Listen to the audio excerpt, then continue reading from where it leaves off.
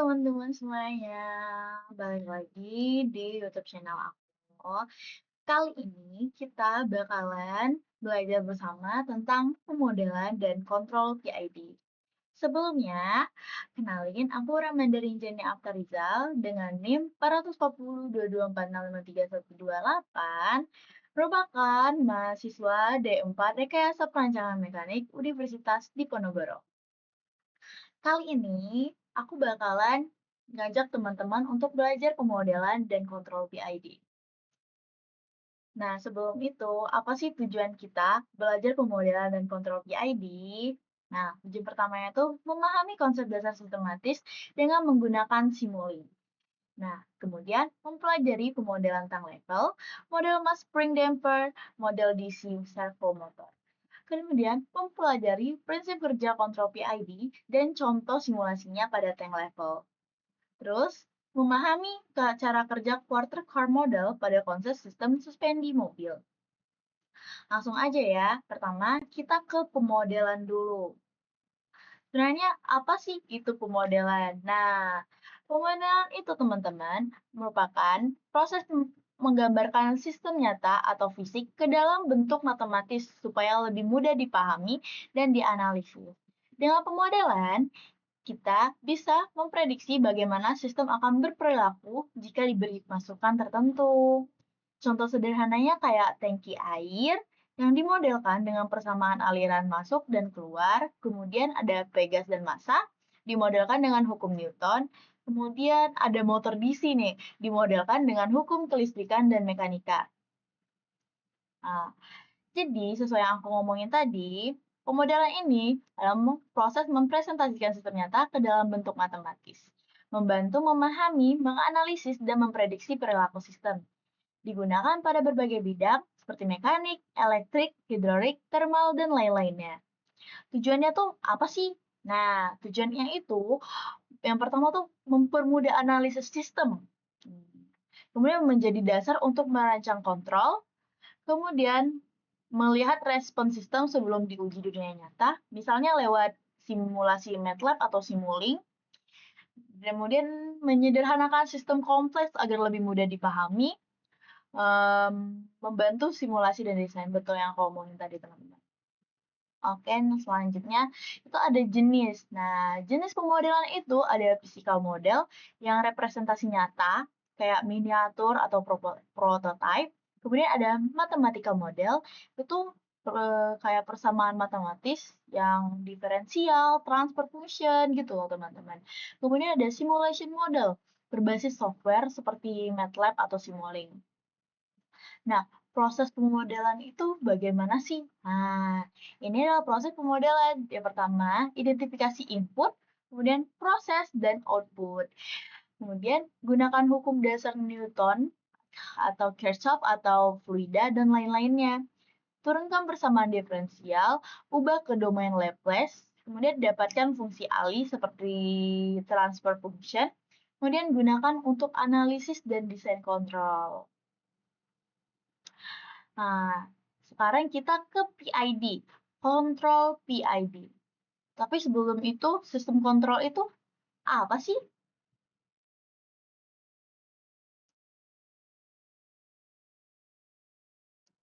Nah, sistem kontrol itu adalah mekanisme untuk mengatur agar output dari suatu sistem sesuai dengan yang diinginkan atau set point lah.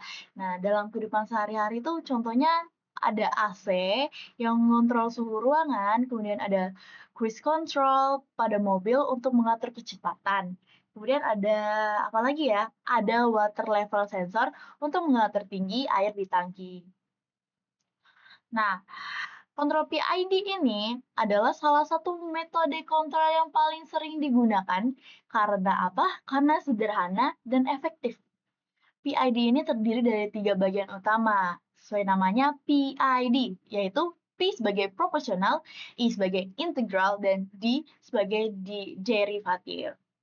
Nah, bagian proporsional ini bekerja dengan memberikan koreksi berdasarkan besarnya error saat itu.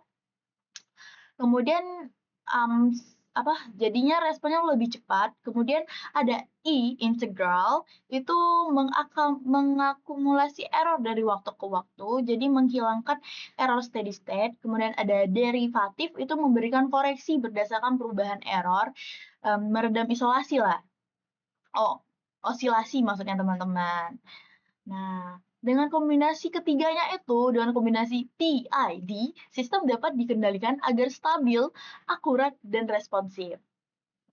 Keunggulan dari PID ini adalah mudah dipahami, fleksibel, dan dapat diterapkan hampir di semua bidang. Namun, karena ada kelebihan, pasti ada kekurangannya nggak sih? Kekurangannya adalah parameter PID itu harus ditentukan dengan tepat. Kalau enggak, kalau timingnya salah, sistem bisa malah berosilasi atau menjadi lambat. Nah, PID ini, sesuai yang aku omongin, PID banyak digunakan dalam kehidupan sehari-hari, teman-teman. Misalnya kayak AC, motor listrik, tangki air, hingga sistem suspensi kendaraan. Oke, aku simpulin dari penjelasan aku tadi bahwa pemodelan sistem membantu memahami hubungan input-output melalui persamaan matematis, fungsi transfer, dan diagram blok. Kemudian kontrol ya. Kontrolnya itu kontrol khusus PID, kontrol PID berperan penting dalam menjaga sistem tetap stabil, cepat, dan sesuai target. Kombinasi komponen antara P, I, dan D memberikan keunggulan, mempercepat respon, menghilangkan error, dan meningkatkan stabilitas. Nah, dengan pemodelan dan kontrol PID, berbagai sistem nyata seperti motor, tangki, dan suspendi dapat dianalisis serta dikendalikan secara efektif. Nah, teman-teman, karena kita tadi udah selesai mempelajari tentang pemodelan dan kontrol PID, di sini aku bakalan kasih lihat teman-teman contohnya ya, teman-teman. Di sini dicontohkan dengan tangki air dengan dinamika ketinggian atau H, kemudian di sini ada pipanya yang disimulasikan dengan Simulink seperti ini nanti. Nanti kita bakalan buat ini di Simulink kita, oke? Kemudian di sini teman-teman bisa lihat ada persamaan. Ada Q2 sama dengan KV kali delta V.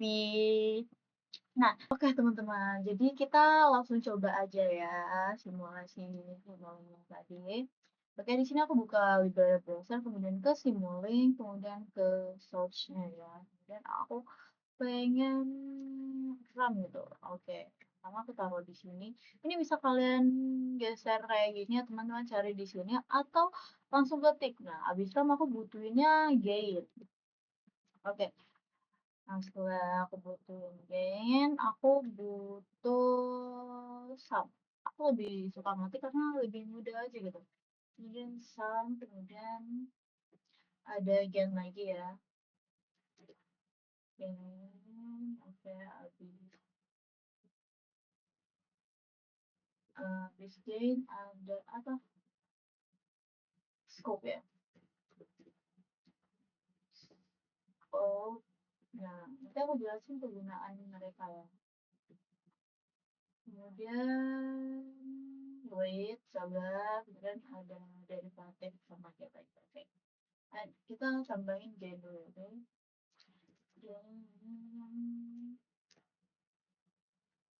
Nah, cara ngebaliknya ini gimana nih biar kayak gini? Oke, cara ngebaliknya itu kita ke format.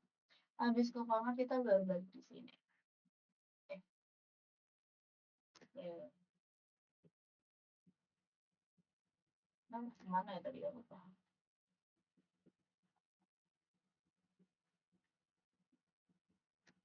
Oh, baru. Oh, baru. Coba sini. Terus lanjut ada derivatif. Derivatif ini kayak untuk menghitung ya teman-teman. Oke, jadi di sini kita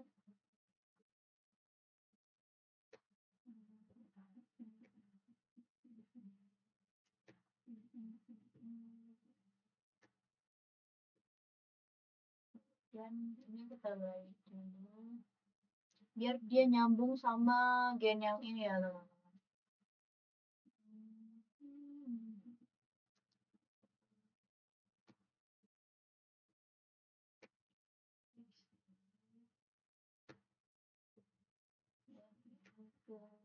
sini.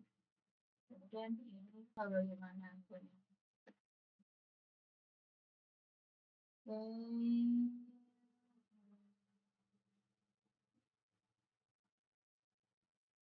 Oke, di sini kita pakai min ya. Plus min. Oke. Nah, aku akan jelasin kegunaan mereka nih, fungsi mereka nih apa aja ya. Di sini ada RAM ya teman-teman. RAM ini gunanya untuk sebagai masukan, apa sih namanya? Kayak masuk lah, terus diterusin sama gain ke sum, dimana sum ini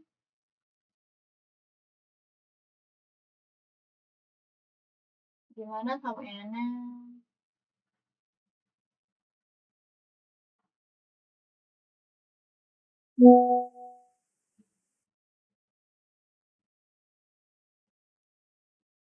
nah intinya scope nanti adalah outputnya, keluarnya hasilnya keluar dari scope ya, kemudian derivatif ini untuk menghitungnya, kemudian oh ini untuk sebagai timbal baliknya yang harus di sini. Jadi gitu teman-teman.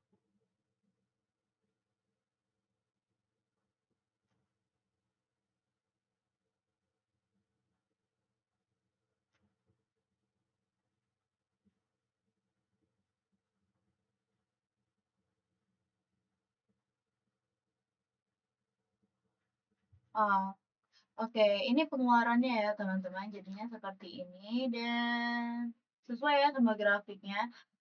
Berarti simulasi kita bener. Oke, gitu. Nah, teman-teman, yang tadi aku jelasin itu adalah model tank level. Nah, model tank level ini, sistem itu tuh menggambarkan proses pengisian dan pengosongan air pada sebuah tangki. Variabel utamanya itu tinggi air H sebagai output dan aliran masuk Q in sebagai input. Nah, pada Simulink, blok proporsional kontrol digunakan untuk menjaga tinggi air agar konstan. Tujuannya itu adalah agar error antara tinggi aktual dan tinggi set point bisa dikurangi. Hasil simulasi itu menunjukkan bahwa semakin besar nilai gain proporsional (KP), respon sistem menjadi lebih cepat namun berpotensi overshoot. Seperti yang udah kita simulasikan di Simulink tadi ya teman-teman. Kemudian, oh maaf. Kemudian selanjutnya kita ke sini ya. Ke sini nih. Nah, ini aku izin jelasin ya teman-teman, bikin aja biar lebih jelas. Di sini ada model ini mewakili mekanik apa? Orde 2 dengan massa, pegas, dan peredam.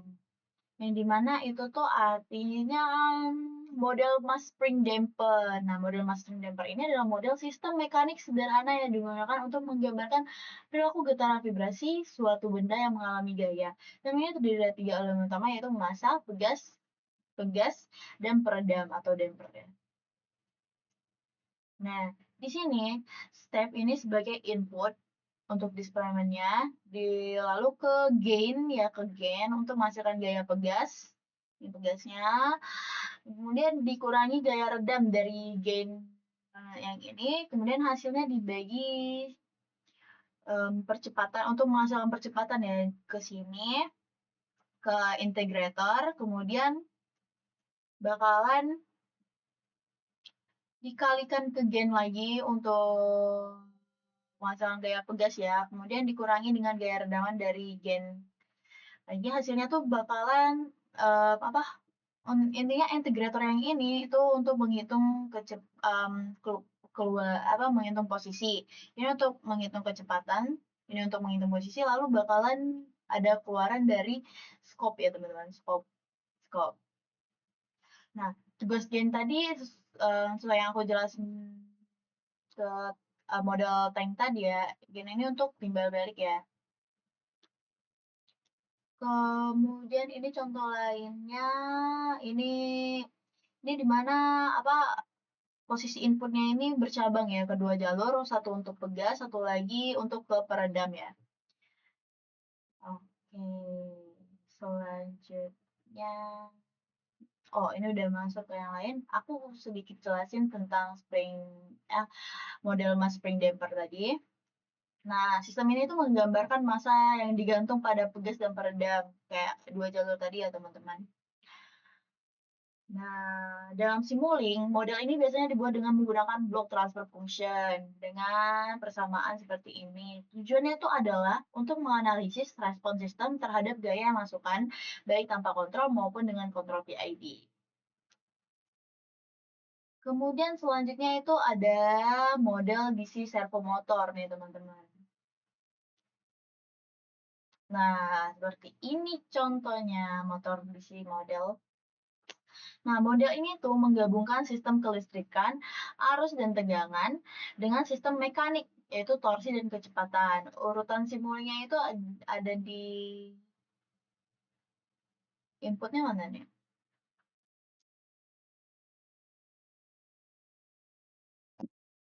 Oke, ini urutannya tuh melalui gain langsung ya, teman-teman. Input, tegangan, kemudian dengan langsung ke gen 1/L ini, gen 5 ya, untuk menghitung arus berdasarkan hukum apa ya lupa, terus kemudian arus dikalikan dengan gain, lagi gain ini, kemudian menghasilkan torsi, kemudian ke gen 1/J ini kan menghasilkan torsi nih, kemudian langsung ke gen 1/J ini itu menghasilkan percepatan sudut. Nah, selanjutnya akan ke integrator, itu untuk menghitung kecepatan dan posisi ya. Kecepatan tadi dikalikan dengan gain KB ini menghasilkan tegangan balik terus ke E-nya itu diumpan balik ke persamaan tegangan di input. Kemudian di scope ini untuk menghasilkan kecepatan motornya gitu, teman-teman.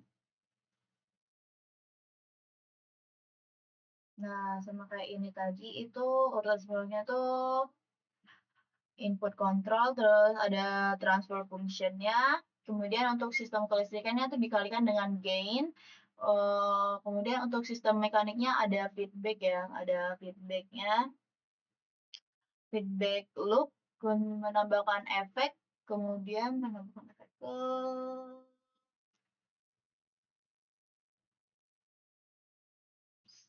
ke gainnya, kemudian di scope akan menunjukkan kecepatan sudut atau omega terhadap input tegangan V ya, teman-teman. Ya, aku dikit jelasin tentang model DC laptop ini.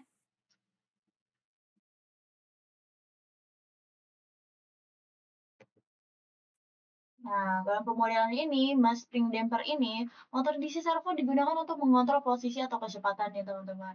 Kemudian, model matematisnya itu melibatkan hubungan antara tegangan input V dan kecepatan sudut omega.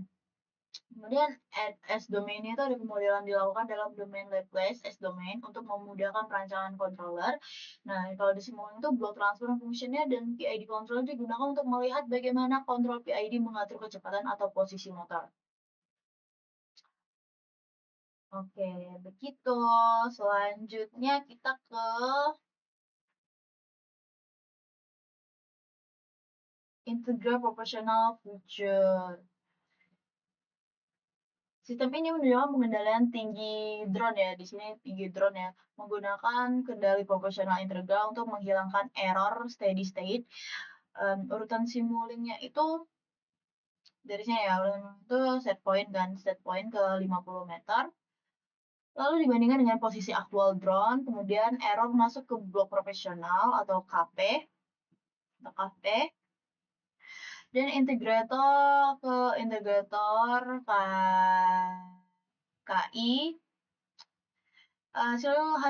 Hasilnya tuh keduanya dijumlahkan. Kemudian sinyal kendali diteruskan ke sistem ketinggian drone.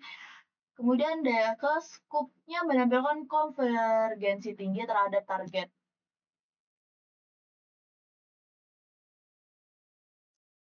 Oh ini, sorry. Target ya. Nah, di sini tuh perbedaannya sama yang tadi itu, yang ketiganya itu dijumlah apa? Ini nanti ketiga-tiganya tuh nanti dijumlahkan. oh, kita jelasin ke urutan simulasinya dulu ya. Kemudian error kan, error masuk ke 3 jalur nih. Error masuk ke 3 jalur ada KPE J, KI, sama KD ya teman-teman. Nah ketiganya tuh bakalan dijumlahkan, kemudian menghasilkan sinyal kendali dikirimkan ke sistem drone.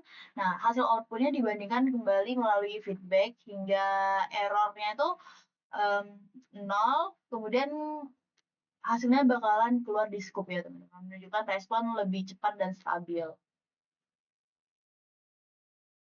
Nah ini tuh PID control pada sistem tangki. Model ini tuh menggunakan kontrol PID simulink bawaan untuk mengatur ketinggian cairan pada tangki terhadap perubahan input. Urutan simulinknya itu dari input set point 0,3 konstan ini dibandingkan dengan level tangki aktual error menuju PID controller ini ke PID block ini kok lalu outputnya dikirim ke plan ke ke plan tank ini yang mempresentasikan dinamika cairan. Nah, hasilnya itu dikembalikan ke komparator atau display display, kemudian langsung ke scope untuk menunjukkan level tangki yang stabil mendekati set point. Ini contoh PID controller pada sistem tangki ya.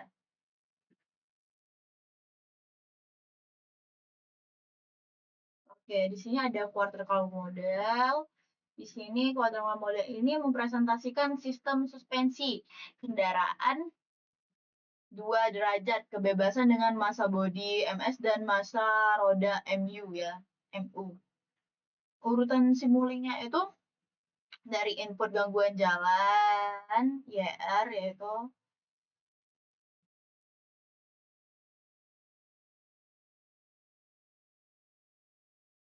kemudian mempengaruhi pegas bawah yang kedua,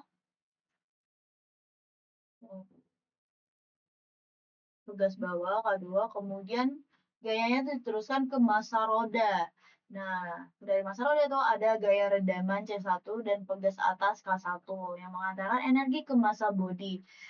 Dua, kemudian ke integrator ya, integrator menghasilkan perpindahan dan perpindahan perpindahan. Nah, keduanya itu bakal ditampilkan di scope untuk melihat hasil respon getaran ya teman-teman. Kemudian di sini ada model, nah yang ini tadi modelnya menjelaskan sistem suspensi menjadi bentuk fungsi alih untuk menganalisis respon. Nah, frekuensi terhadap apa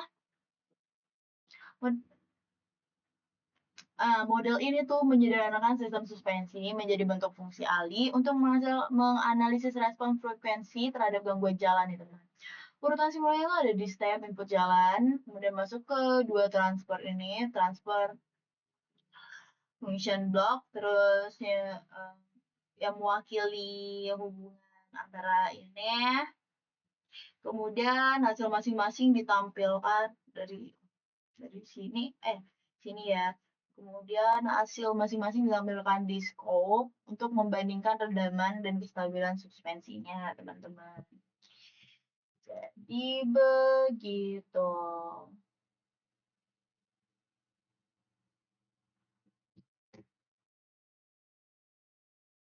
Mungkin dari aku sekian ya, teman-teman sekalian.